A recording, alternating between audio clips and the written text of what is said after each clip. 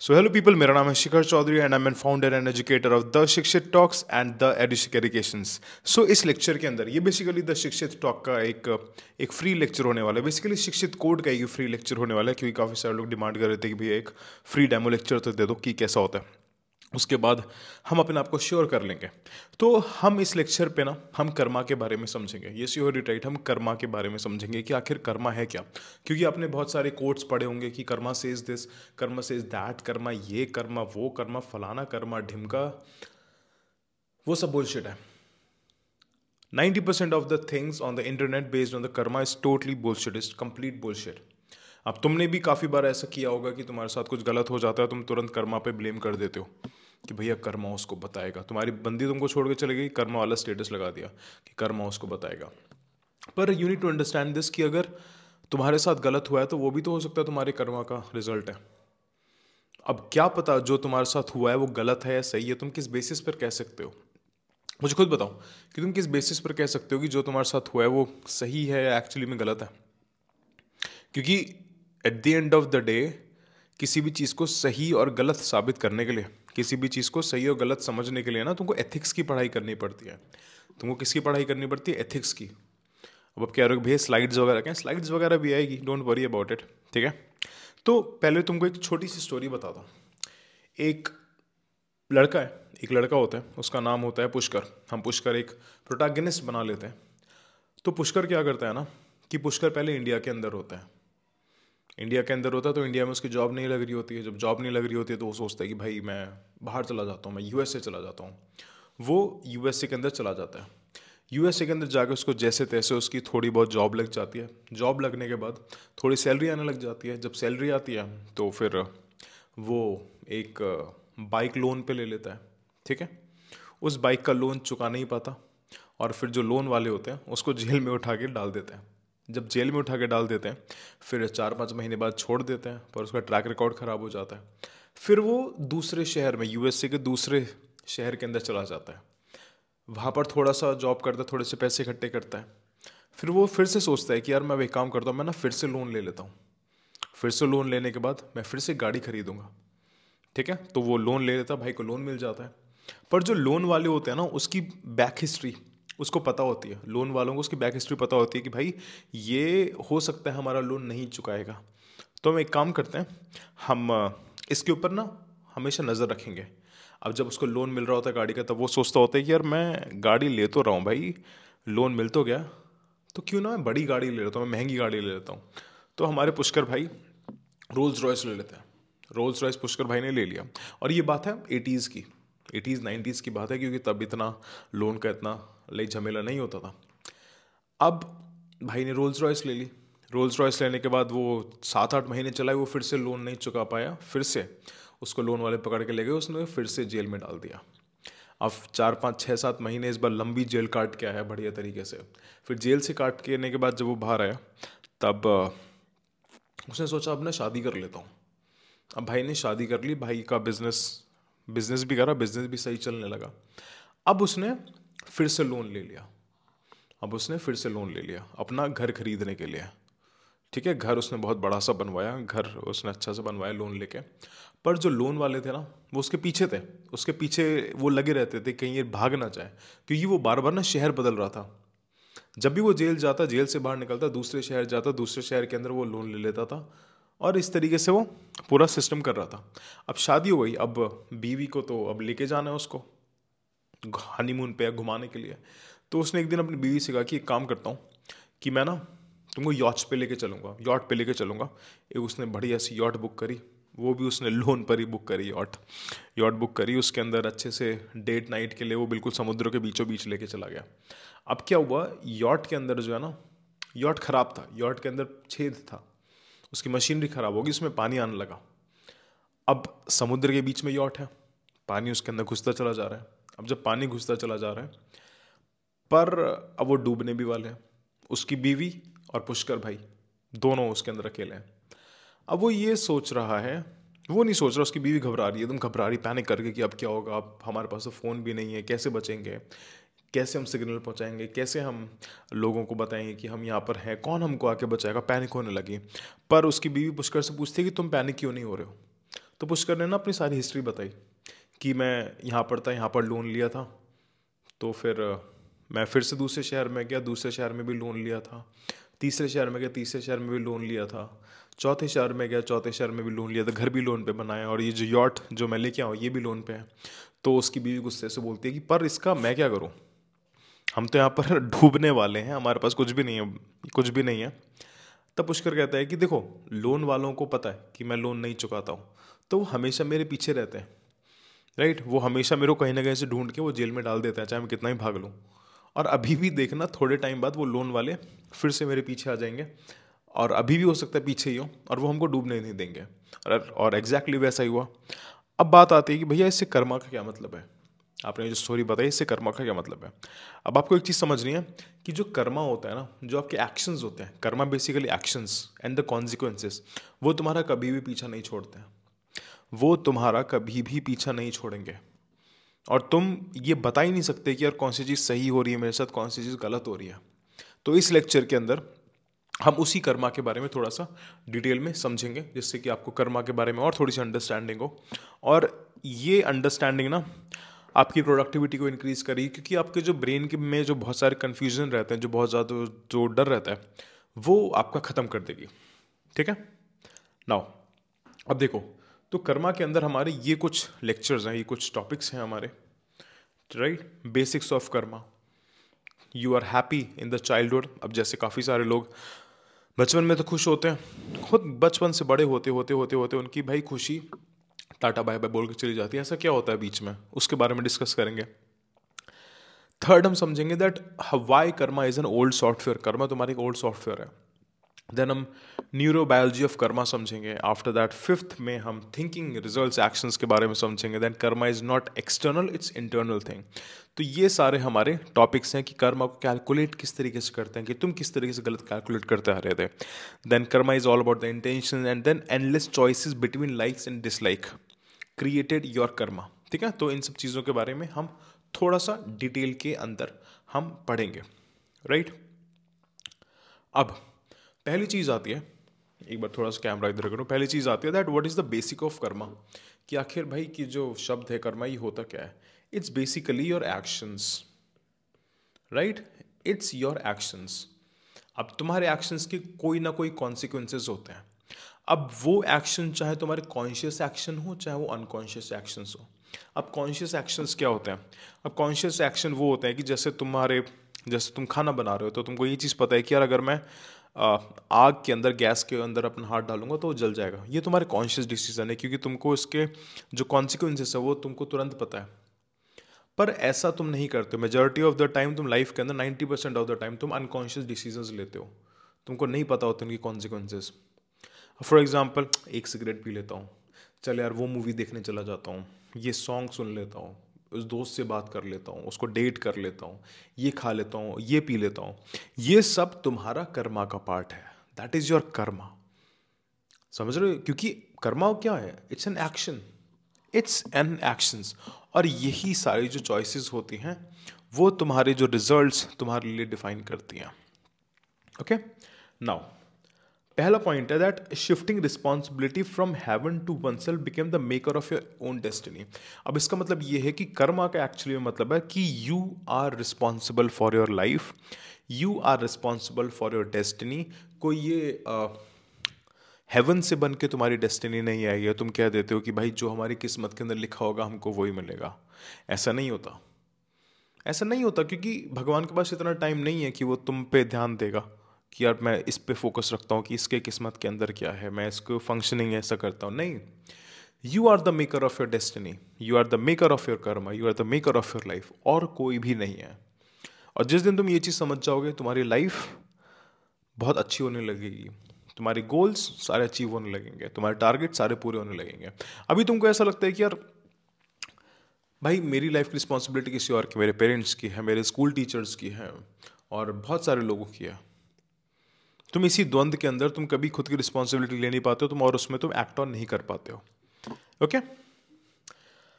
दूसरा पॉइंट है that take the driving seat. Karma is taking the driving seat of your life, कि तुम्हारी जो जिंदगी की गाड़ी है वो कौन चला रहा है, तुम चला रहे हो या तुम्हारे अलावा कोई और चला रहा है। मेजॉरिटी ऑफ द टाइम तुमको ये जानकर हैरानी होगी कि तुम अपनी ज़िंदगी नहीं चलाते हो।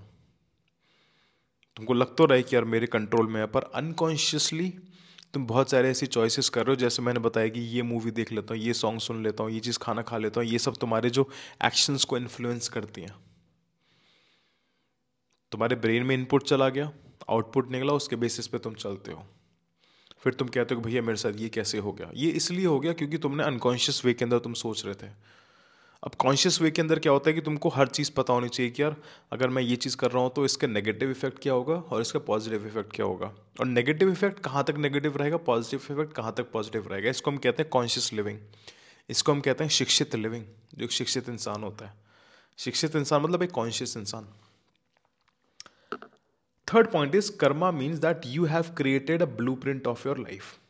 अब जो कॉन्शियस कर्मा का मतलब है कि तुमने अपनी जो लाइफ है उसका तुमने ब्लूप्रिंट क्रिएट कर लिया कि मेरे को ये चीज़ चाहिए, ये चीज़ चाहिए, ये चीज़ चाहिए। ठीक है, बड़े बड़े चीज़ों में लिख लिया। अब बात आती है कि वो चीज़ें तुमको कैसे चाहिए, किस तरीके से मिलेंगी।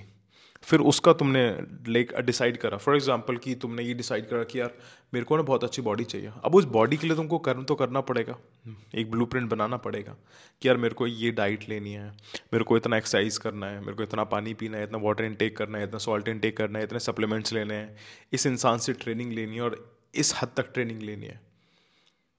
नहीं तो that is your Karma. Karma is not कि तुम्हारे साथ पहले की चीज़ें, वो भी हम डिस्कस करेंगे सारी चीज़ें। अब हमारा फोर्थ पॉइंट आता है दैट व्हेन यू से this is my Karma you should mean that I am responsible for your own life. जब तुम ये कहते हो कि यार ये मेरा कर्मा है, तो इसका मतलब तुम ये कहते हो दैट कि सारी रिस्पॉन्सिबिलिटी मेरी है लाइफ की। जितनी भी जो भी चीज़ें हो रही है ना, वो मेरी वजह से ही हो रही है और किसी दूसरे तीसरे इंसान में कोई हाथ नहीं है। कहने का पॉइंट, अगर मैं तुमको पढ़ा रहा हूँ तो ये मेरा कर्मा है, ये मेरी कॉन्शियस चॉइस है। तुम शिक्षित कोर्ट के अंदर एनरोल करते हो, ये तुम्हारा कर्मा होगा।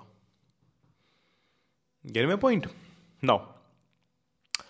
अब हम देखते हैं, थोड़ा और बेसिक्स के अंदर जाते हैं कि कर्मा किस तरीके से एक्ट ऑन करता है। अब जो कर्मा होता है ना, वो 3 लेवल्स पे एक्ट करता है।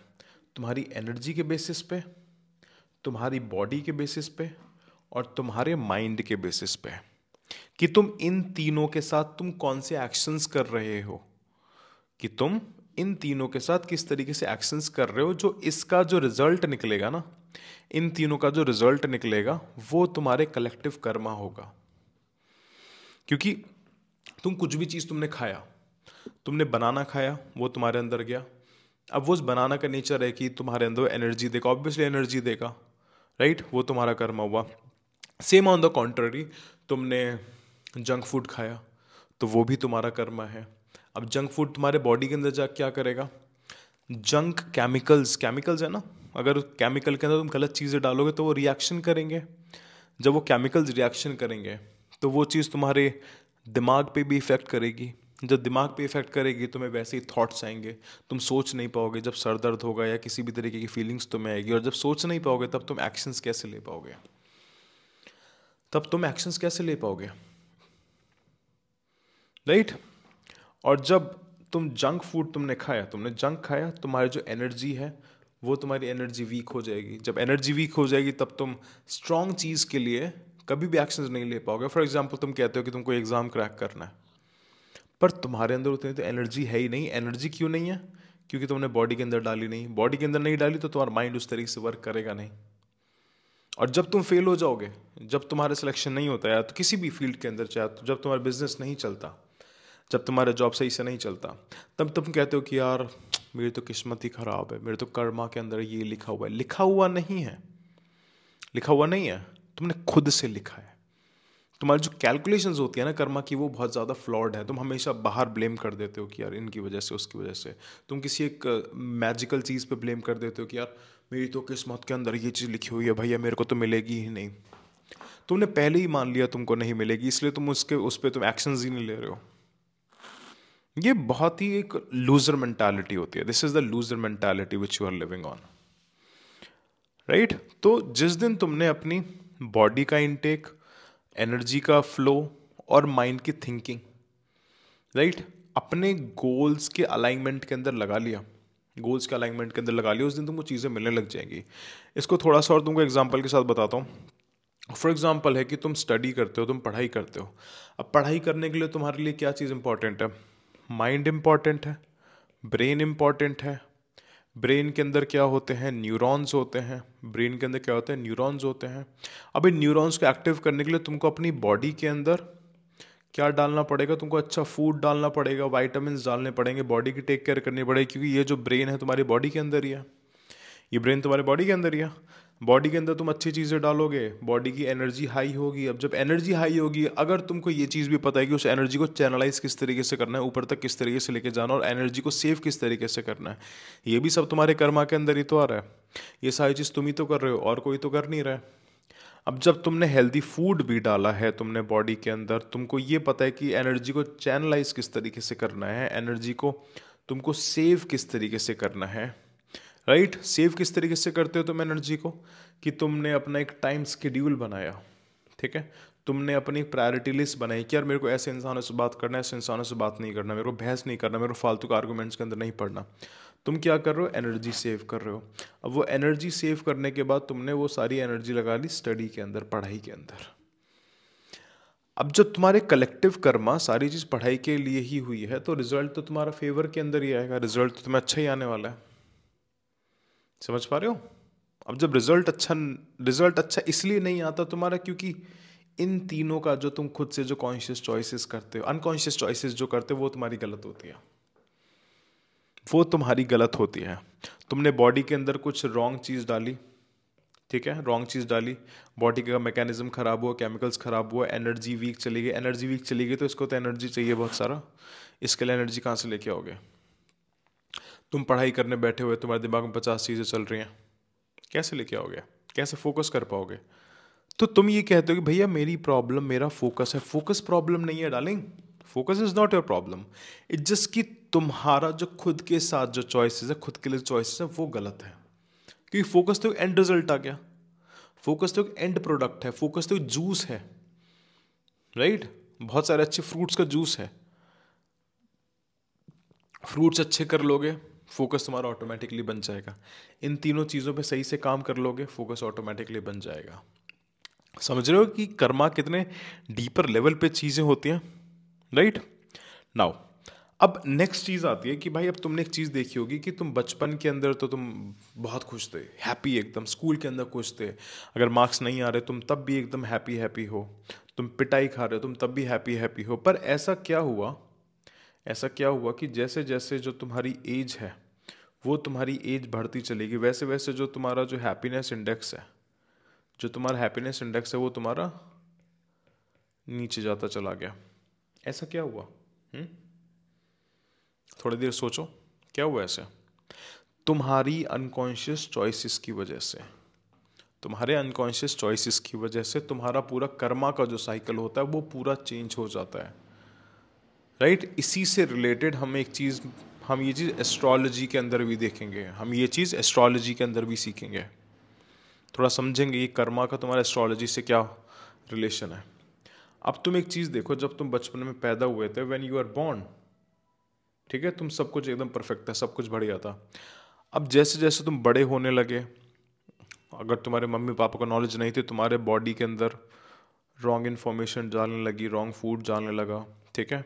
तुम रॉन्ग तरीके के तुम एक्शंस करने लगे, ब्रेन के अंदर गलत इन्फॉर्मेशन जाने लगी थ्रू न्यूज़ के ज़रिए, दूसरों की बातों के ज़रिए, ठीक है? तुम जैसे दोस्तों के साथ बैठ रहे हो वैसी बातें तुम्हारे ब्रेन के अंदर इनपुट होने लगी, तुम जैसी मूवीज़ देख रहे हो वो सब चीज़ें तुम्हारे ब्रेन में इनपुट होने लगी, ठीक है?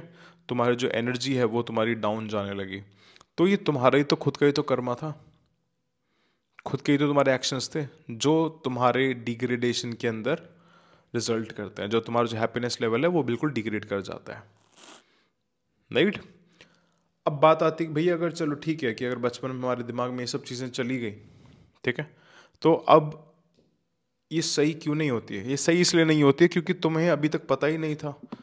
जिस दिन तुमने सारी रिस्पॉन्सिबिलिटी अपने ऊपर ले ली कि यार ठीक है, अब ये मेरी बॉडी है, मेरा माइंड है, मेरी बॉडी है, मेरी एनर्जी है, पहले अगर गलत चीज़ें गई थी कोई बात नहीं, अब मैं सही चीज़ें डालूंगा, सही कर्मा करूंगा। बैड कर्मा को सही कर्मा के साथ तुम सब्स्टिट्यूट कर सकते हो।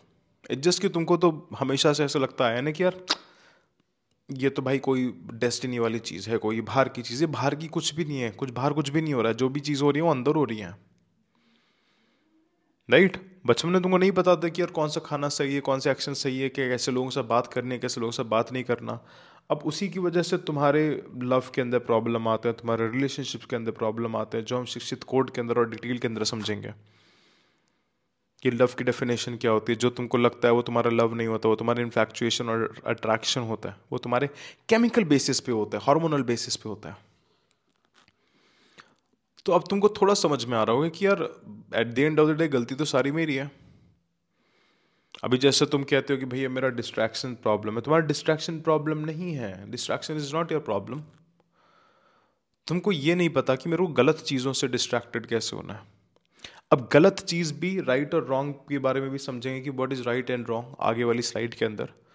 तो अब जैसे जैसे तुमको अवेयरनेस होती रहेगी, जैसे जैसे तुम समझते रहोगे कि यार कर्मा क्या है, मैं अपने कर्मा को किस तरीके से सही कर सकता हूँ, वैसे वैसे तुम्हारा जो फ्यूचर है वो भी बेटर होता रहेगा। पास्ट का काम क्या था, तुमने एक्सेप्ट कर लिया मेरे साथ गलत हुआ है। प्रेजेंट का काम क्या है, क्यों गलत हुआ है, क्या चॉइसेस थी, वो तुमको चेंज करनी है। वो चेंज करके जब तुम प्रेजेंट के अंदर लगाओगे, प्रेजेंट के अंदर लगा दिया, प्रेजेंट इंप्रूव कर लिया, फ्यूचर ऑटोमेटिकली इंप्रूव हो जाना है। ये जो यहाँ पर कॉन्शियस अनकॉन्शियस चॉइसेस है ना, इसको तुमको कॉन्शियस चॉइसेस के अंदर लेके आना है। अनकॉन्शियस चॉइस को तुमको सीधा कॉन्शियस चॉइस के अंदर लेके आना है। समझ पा रहे हो? नाउ अब हम देखते हैं that Karma is like an old software. Karma जो तुम्हारे साथ जो भी चीजें अभी हो रही है ना, वो सारी तुम्हारी ओल्ड सॉफ्टवेयर की वजह से हो रही है, कि तुमने पहले जो अपने ब्रेन के अंदर जो इनपुट करा हुआ है। ये तुम्हारे एक सीपीयू सिस्टम है, ये तुम्हारे सीपीयू है। इसके अंदर तुम जिस तरीके से सॉफ्टवेयर डाल रहे हो उसी तरीके के तुम एक्शंस कर रहे हो। अब चाहे वो कॉन्शियसली डाल रहे हो, चाहे वो अनकॉन्शियसली डाल रहे हो, और ऊपर से तुम अपडेट भी करते हो उसे। It's an old software which you have installed eight inside you, consciously और अनकॉन्शियसली। जा तो सब दिमाग में रहा है, क्योंकि तुम कुछ भी चीज कंज्यूम करो, कुछ भी चीज बोलो, उस सब का इम्पैक्ट जरूर होता है। There is a thing called butterfly effect. एक चीज होता है बटरफ्लाई इफेक्ट। बटरफ्लाई इफेक्ट ये कहता है कि तुम अगर अगर तुमने मेरी बात सुनी भी, तो इसका इम्पैक्ट तुम्हारी लाइफ में ज़रूर होगा। तुम उसी के बेसिस पर एक्शंस करोगे, और तुम्हारे एक्शंस का जो रिजल्ट है वो किसी और के पास होगा, उसके एक्शंस का रिजल्ट किसी और के लिए होगा। तो मेरी जो बातों का जो इम्पैक्ट है वो यूनिवर्स में चेंज लेके आता है। तुम्हारी बातों का भी जो इम्पैक्ट है वो भी यूनिवर्स के अंदर इम्पैक्ट लेके आता है। You need to understand all these things. Karma is not back वाली हिस्ट्री। बैक वाला हिस्ट्री थोड़ा बहुत मैटर करती है। तुमको पता लग जाए कि बैक में हिस्ट्री में एक गलत हुआ था, अब मुझे सही करना है, हो जाता है तुम्हारा कर्मा सही। राइट? अब जैसे तुमको थोड़ा सा एग्जांपल बताता हूँ, इससे तुम सब रिलेट कर पाओगे। अब जैसे तुम मान लो तुम पढ़ाई करते हो, तुम स्टडी करते हो, ठीक है। पढ़ने बैठते हो, पढ़ने बैठते हो, पर दिमाग तुम्हारा कहाँ रहता है? दिमाग तुम्हारा दुनिया भर की जगहों पे होता है, कि मेरा दोस्त क्या कर रहा होगा, मेरा ये क्या कर रहा होगा, मेरा वो क्या कर रहा होगा। राइट? तो इसमें तुमको थोड़ी सी एक और कहानी थोड़ी सी सुनाऊंगा एक। ये सारी चीज़ें हम पढ़ने वाले हैं। Get my point? ये सारी चीज़ें हम सीखेंगे।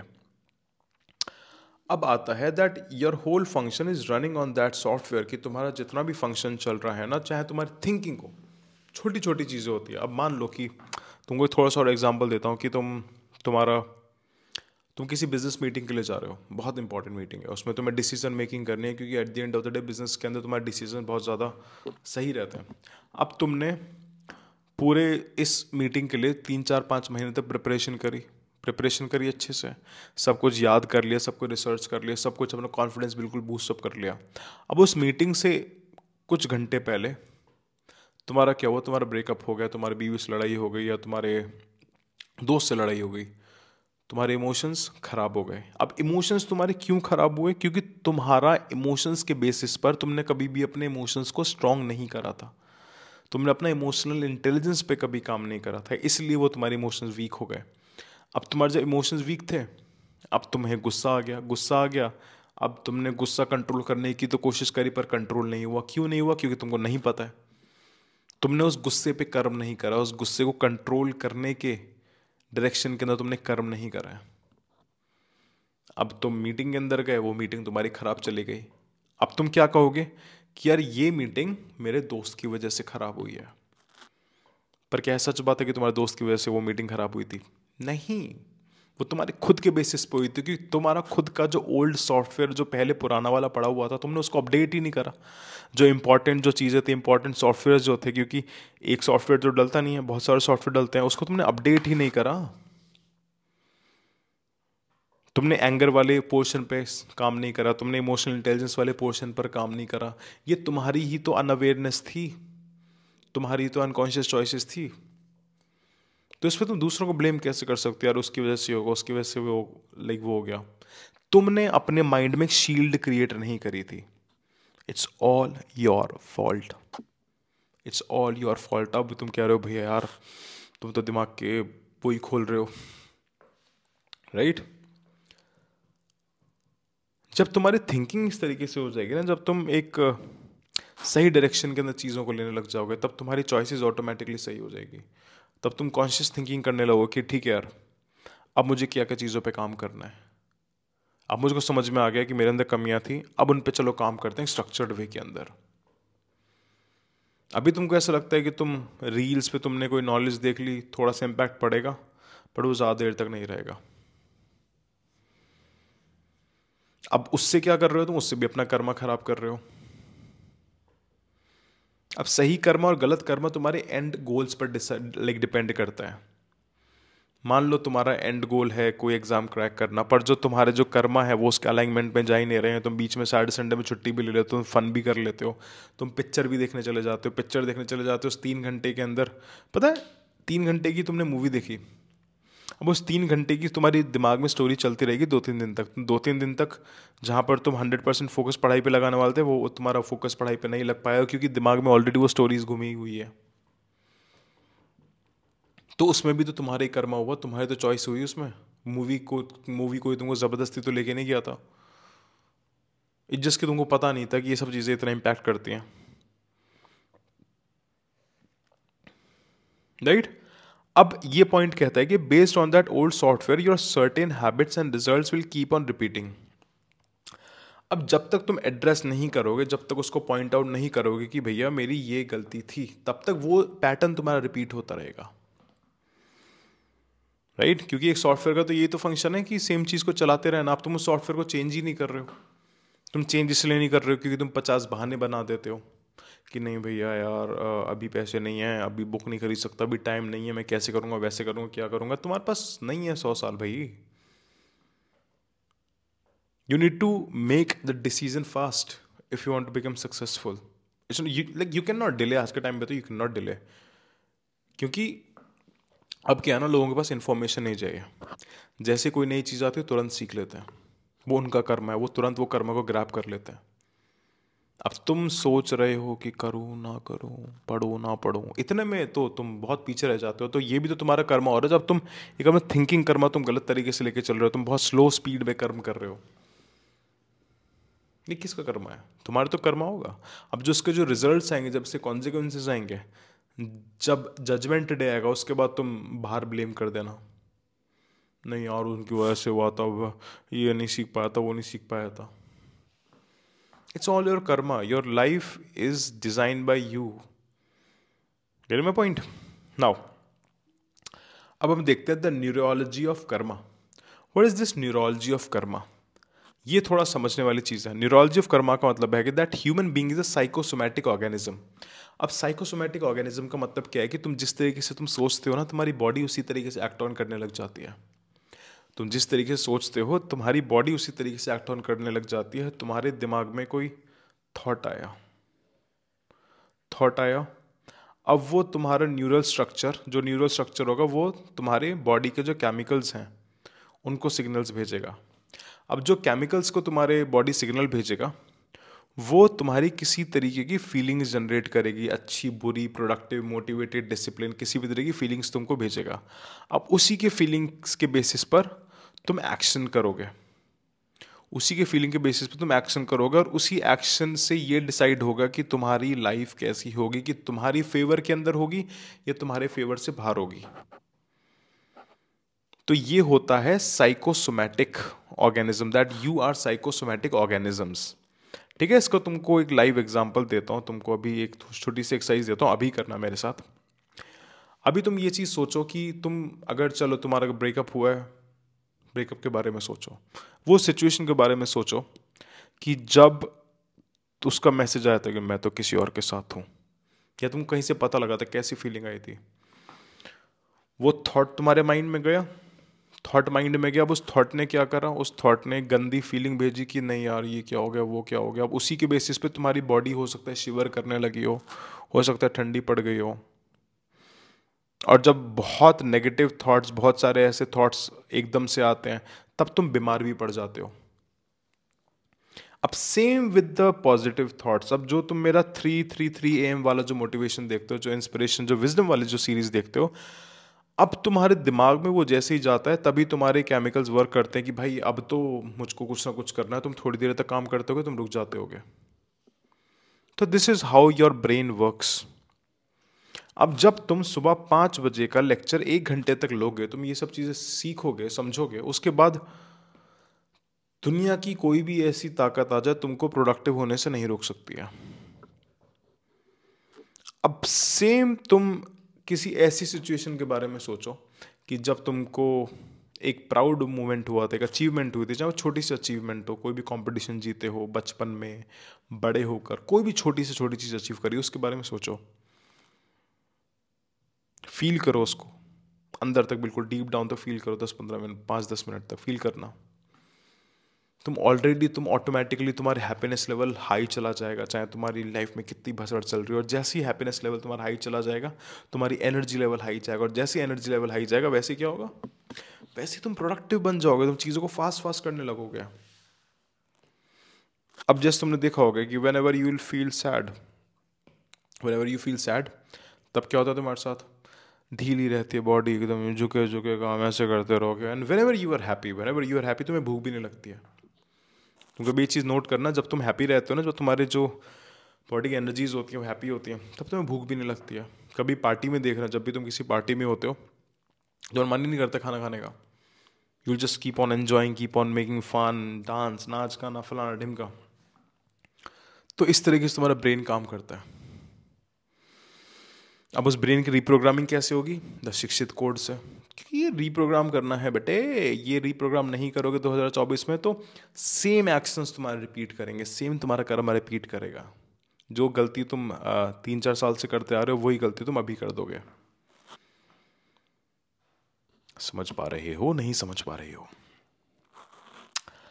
अब बात आता है जो तुमको थिंकिंग एक्सरसाइज दी कि अपने एक्स के बारे में सोचो, बुरा लगेगा, राइट? अब अपने बेस्ट फ्रेंड के बारे में सोचना, अगर उसने तुम्हारे साथ कुछ गलत करा होगा, गलत होने वाला भी सोचना और अच्छी चीज़ें भी सोचना।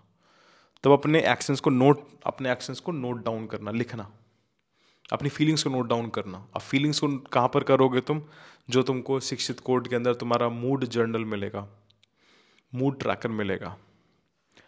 अब तुम अपने गोल्स के बारे में सोचो। देखो, it's all about your thinking. जब तुम अपने गोल्स के बारे में सोचते हो, तुम्हारी फीलिंग्स अलग तरीके से चलती हैं, तुम्हारे एक्शंस अलग तरीके से होंगे। जब अपने पेरेंट्स के बारे में सोचोगे, यू विल फील कि यार अब तो मुझे इनके लिए ही करना है।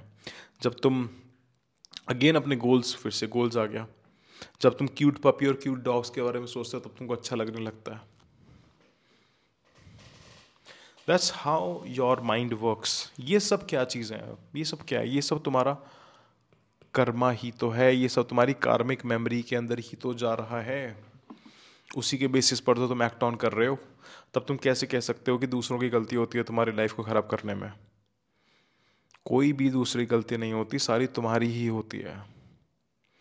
Karma is all about taking the full responsibility of your own life. Give me point. अब देखो, अब आता है Karma is not external, it's internal. It's all upon you, how you react और रिस्पॉन्ड टू एक्सटर्नल फैक्टर्स। अब चलो इसको हम थोड़ा सा और समझते हैं। अब मान लो कि तुम्हारे पास सारी इन्फॉर्मेशन है, तुम्हारे पास सारी इन्फॉर्मेशन है कि किसी एग्ज़ाम किस तरह से क्रैक करना है, क्या पढ़ना है, क्या चीज़ नहीं पढ़नी है। तुमने सारी चीज़ पढ़ी, ठीक है, सारी चीज़ सही से करी, रिजल्ट कैसा आएगा, सही आएगा, राइट? अब दूसरा सिचुएशन लेते हैं। मान लो कि तुमने ये सोचा सोचा क्या तुमको पता है कि यार किस तरीके से प्रिपेयर करना है, किस तरीके से प्रिपेयर करना है, क्या चीज़ पढ़नी है, क्या चीज़ नहीं पढ़नी है, पर तुमने पढ़ाई नहीं करी। पर तुमने पढ़ाई नहीं करी। अब इससे क्या होने वाला है? इससे जब तुम फेल हो गए ना, तब तुम बाहर ब्लेम कर ही नहीं सकते, क्योंकि तुमको पता होगा, तब तुम्हारे अंदर फ्रस्ट्रेशन क्रिएट होगा। क्योंकि तुम परेशान और फ्रस्ट्रेटेड और तुम इरिटेटेड तभी होते हो जब तुमको पता होता है कि तुम्हारे फेलियर का रीज़न तुम खुद हो, तुमने कहीं ना कहीं पर मक्कारी करी थी। वो इंसान कभी भी फेलियर के बाद दुखी नहीं होता जिसको ये चीज़ नहीं पता होती कि उसकी गलती थी। अगर तुम ये कह रहे हो कि चलो यार बाहर वालों की गलती थी, तब तुम कभी बुरा फील ही नहीं करोगे। तुम बुरा तभी फील करोगे जब तुमको पता होगा कि गलती तुम्हारी थी। तुम्हारे ब्रेन को सब चीज़ पता है, तुम्हारे ब्रेन को सारी चीज़ें, इन्फॉर्मेशन जा रही है सारी, कि तुमने कब पढ़ाई करी, कब नहीं करी है, कब तुमने जॉब सही से करी, कब तुमने जॉब सही से नहीं करी है। Gate my point? सो बाहर का कुछ भी नहीं है, सारा इन्फॉर्मेशन अंदर वाला ही है जो तुमसे एक्शंस करवाता है, जो तुमसे कर्म करवाता है। नाउ अब ये है that life is not a suffering not a bliss, it is what you make it. It's all upon you, what how you react and respond to external factors. अब क्या है ना, अब तुम एक चीज समझनी है कि life is not about that. तुम कहते हो ना मेरी लाइफ तो बहुत खराब है, मेरी लाइफ तो बहुत ही ऐसी है। नहीं, जिसकी तुमने बनाई वैसी है। अब जो तुम जितने भी हैप्पी लोग देखते होगे, जितने भी तुम स्पिरिचुअल लोग देखते होगे, मेरे जैसे लोग देखते होगे, अब हमारे साथ ऐसा थोड़ी ना होता है कि हमारे पास प्रॉब्लम्स नहीं होती। बहुत प्रॉब्लम्स होती है, तुमसे बड़ी बड़ी प्रॉब्लम्स होती हैं। पर हमको एक चीज़ पता होती है कि यार अगर अपनी अंदर की एनर्जी का हम सही से इस्तेमाल करेंगे तो प्रॉब्लम भी खत्म हो जाएगी। Life is all about problem solving, problem solving, problem solving. इसी तरीके से जो ह्यूमैनिटी की ग्रोथ होती है।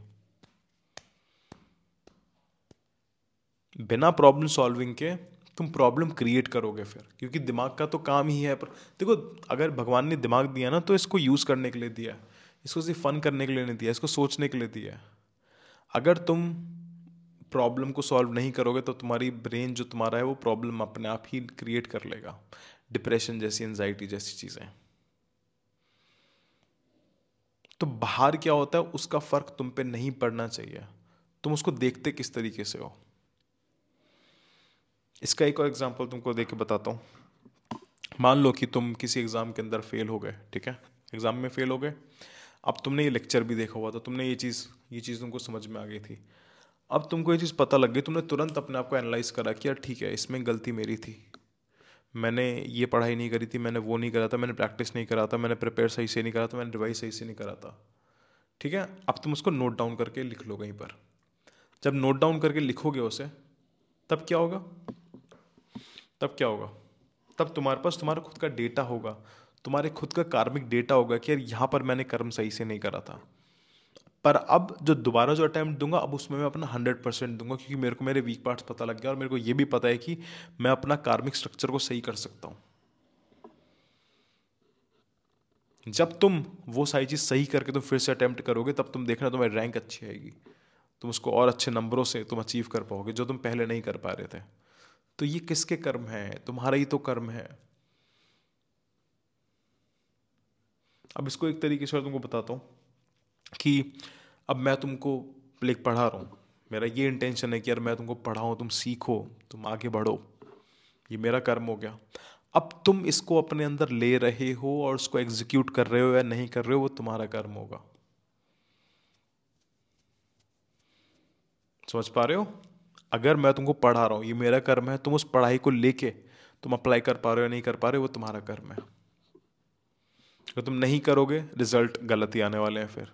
फिर तुम मेरे को ब्लेम नहीं कर सकते कि भैया यार नहीं हुआ कुछ। इसलिए नहीं हुआ क्योंकि तुमने अपने एक्शन सही से नहीं करे हैं। समझो इन सब चीज़ों के बहुत इंपॉर्टेंट चीज़ें, और ये तुमको स्कूल्स नहीं सिखाएंगे, तुमको कॉलेजेस नहीं सिखाएंगे। क्योंकि उन लोगों को हमेशा तुमको परेशान रखना है, हमेशा तुमको स्ट्रेस एनवायरनमेंट में रखना है। क्योंकि तुम स्ट्रेस एनवायरनमेंट में रहोगे, तुम उन लोगों पे डिपेंडेंट रहोगे।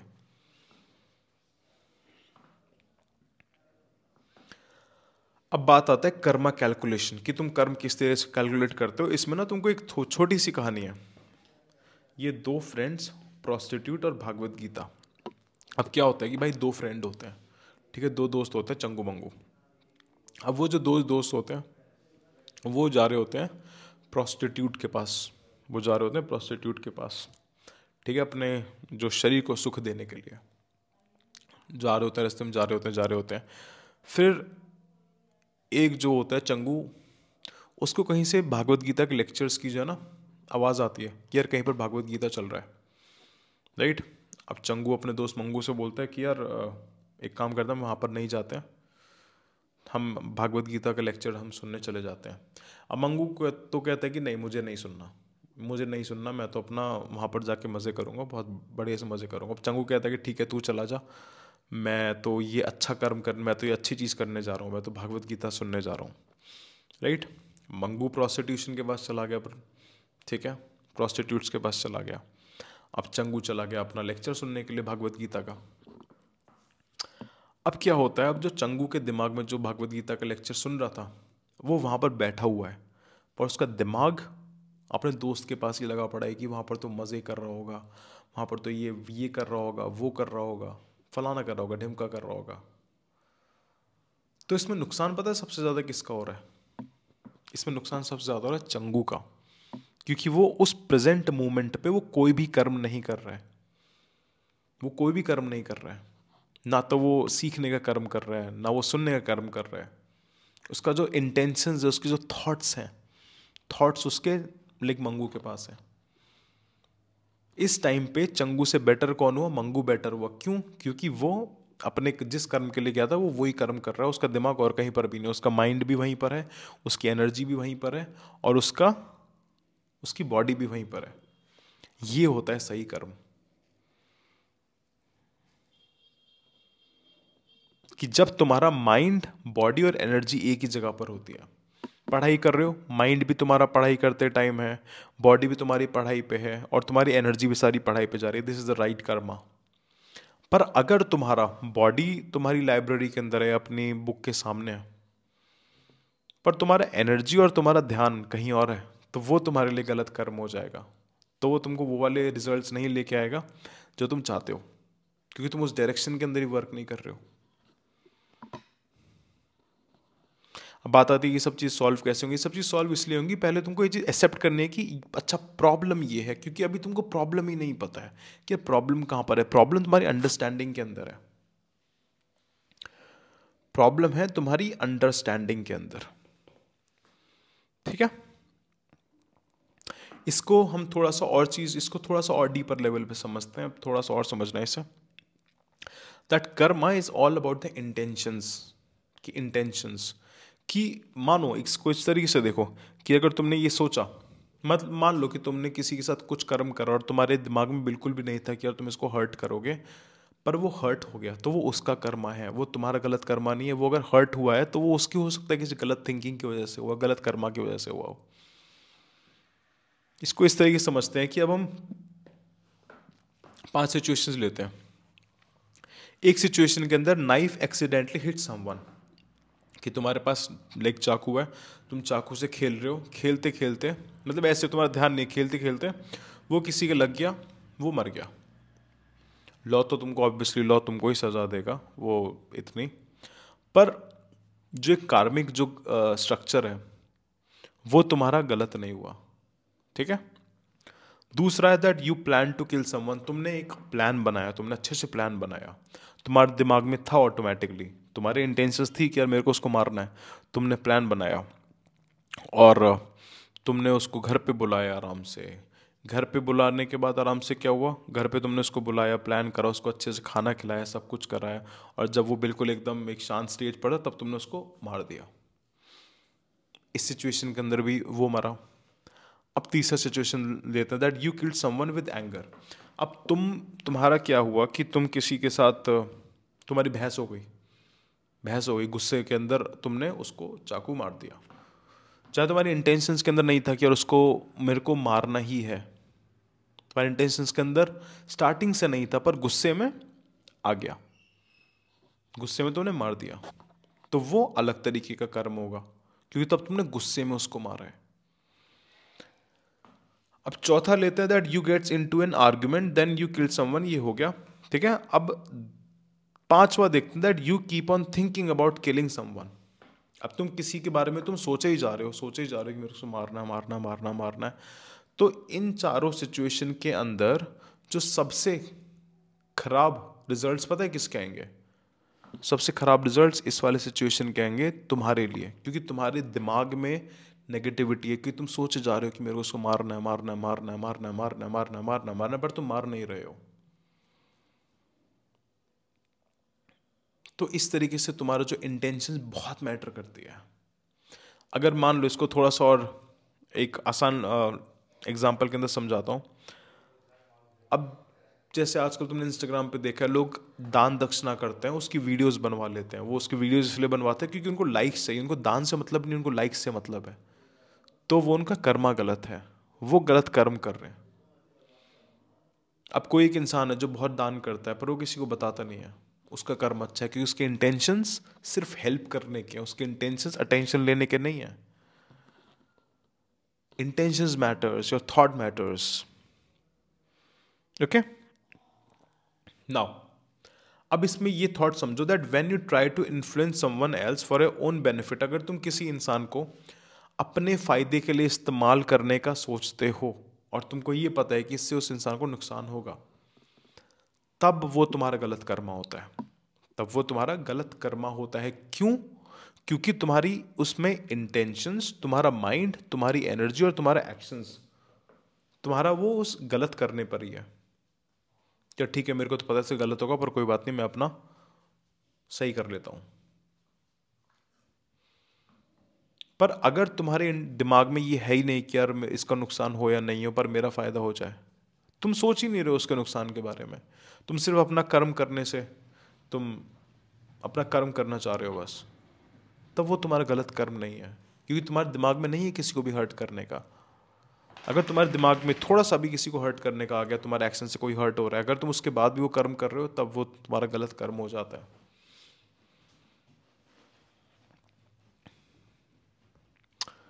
राइट? अब देखते हैं that the idea of right and wrong, थोड़ा सा समझ सकते हैं कि भाई सही और गलत किस तरीके से है, सही और गलत किस तरीके से है। अब तुम एक चीज़ इस तरीके से समझो कि सही और गलत को हम इस तरीके से समझते हैं कि सबसे पहले कि तुम पता लगा ही नहीं सकते कि कौन सी चीज़ सही है और कौन सी चीज़ गलत है, क्योंकि अगर तुमको ये चीज़ पता लगानी कौन सी चीज़ सही है, तो तुमको उसके लिए एथिक्स की पढ़ाई होती है। उसके लिए एथिक्स की पढ़ाई होती है, पूरी 2-3 साल की बढ़िया से पढ़ाई होती है।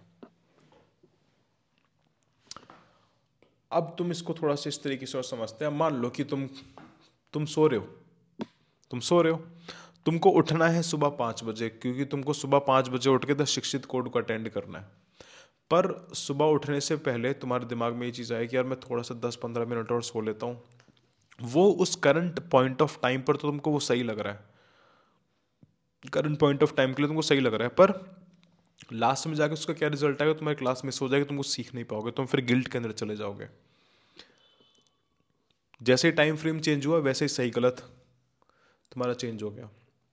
अब जैसे जो लोग अल्कोहल पीते हैं, शराब पीते पीते उनको बहुत मज़ा आता है, उस टाइम के लिए तो बहुत सही होता है, पर इंटरनली उनके अंदर क्या गलत चीज़ें चल रही है, अल्कोहल कितना लाइक डैमेज कर रहा है, वो तो उनके लिए गलत हो गया।